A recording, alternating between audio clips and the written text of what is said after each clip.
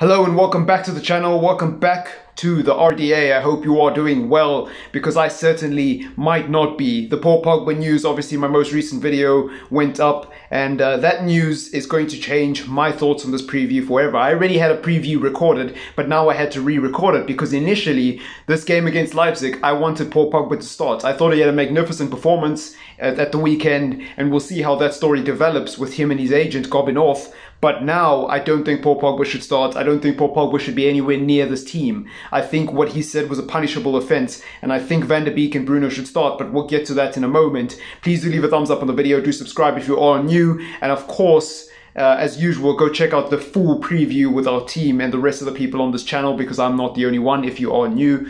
But anyways, let's get into it. Leipzig, it's a must win for them. For Manchester United, it's a must not lose, because we can draw and still go through, but a win is a preferable result, obviously. And I think it's crunch time. It's crunch time for Manchester United. There's nowhere to hide. The West Ham result was a huge win. It was a good performance. It is the type of competent performance and dominant performance we needed in that second half to carry through with us into this Leipzig game and ahead of the Manchester City game. No Cavani, no Martial, and you know what? I just want to talk about Cavani for a bit. I said this about Cavani a few months ago when we signed him. I said that he has a terrible injury record in the last sort of 18 to 20 months, 18 to 24 months. So in the last 2 years, really, he's had a terrible injury record for PSG. He's been a free agent for 8 months in that time. So really, if you shave off 8 months, in 14 months, he got injured 5 times. Well, in 16 months, actually, he got injured 5 times. My maths was a bit dodgy there. So that's crazy. That's crazy. And then he hasn't played 8 months of football. And because we waited till the last 48 hours of the transfer window, that was an extra 2 weeks. Doesn't really mean anything. And now he's injured again. It might not be a long-term injury, but it is an injury nevertheless. And if you are as naive to believe that it's not a big deal, it's just a niggle, it's just a knock, oh yeah, because when a 35-year-old player who's in decline gets a knock, it doesn't affect his performance at all. He'll just come back as good as new. Actually, it will make him stronger, because what doesn't kill you makes you stronger. Bollocks. Bollocks. We have a 35-year-old player on our hands who is injury prone. Just as injury prone as the person he's supposed to be replacing, the person he kicked out to the left wing. If we're not careful, we'll have 2 French players leaving on our hands. Because Martial is being done dirty, fam. He shouldn't be playing on the left wing. He's injured now too, but he shouldn't be playing on the left wing. He scored 20 plus goals last season, and you have the audacity to play him out on the left wing. I'm fed up of this club moving players out of position because these big name signings that don't even want to be here come here and basically just demand everything. They want everything to go their way. Otherwise, it's their way or the highway. I'm fed up of it, because it ain't just Paul Pogba, by the way. Paul Pogba might be the main one this week, but remember what happened with Di Maria. Remember what happened with Sanchez. Remember what happened with every single old has-been that we've signed since Sir Alex Ferguson retired. I'll remind you, they left within less than 3 seasons. The only reason Paul Pogba hasn't left yet is because he's built himself a golden cage. Nobody can afford him. If it wasn't for COVID, he would have been gone this summer, and we would have signed Jack Grealish as his replacement. Lo and behold, he stayed, so we didn't see the need to pay 80 million for Jack Grealish when he stayed, so we went for Van der Beek. Van der Beek wasn't a planned signing, it wasn't a long-term signing for Manchester United. It was a panic buy.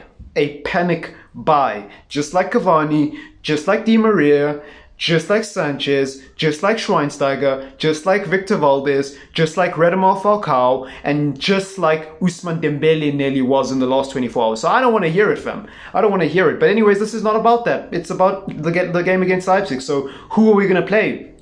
First of all, we can't play a front 3. I'll be damned if I see Rashford, Mata and Greenwood in a front 3. So we have to play a formation where there's only 2 strikers. Well, you've got the 5 at the back and you've got the diamond. Obviously, I think it's going to be the diamond.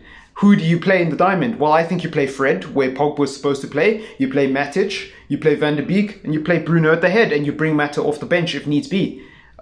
Simple. Simple. You play Lingard on the bench as well. Maybe he can be a feature if we're 3-0 up. You never know. in the back pairing, you play someone like Tuanzebe, although that's probably not going to happen. We're probably still going to play Lindelof and Maguire as if they're robots and as if they don't get injured. So we'll keep them there. And then you'll have Wan-Bissaka and Telles. And Telles will actually be more effective in the diamond because since the lack of width at the front is a problem, that's where the fullbacks compensate for it. So it will be absolutely magnificent, in my opinion, for Telles. It's the perfect system for Telles. It's just that we don't have a proper striker anymore. We don't have a proper number 9. Well, we never had one to begin with before Cavani, according to some people. But anyways, we don't have a proper number 9 to get on the end of those chances. So it will be about how Rashford and Greenwood can put themselves in positions to score. I think Greenwood will be fine personally. I don't know about Marcus Rashford, but I think he can pull something together. Bruno Fernandes has to start in that team. Paul Pogba shouldn't even be on the bus. Shouldn't even be traveling with the team unless he comes out and says something to the contrary, which I hope he does before this video goes up anyways.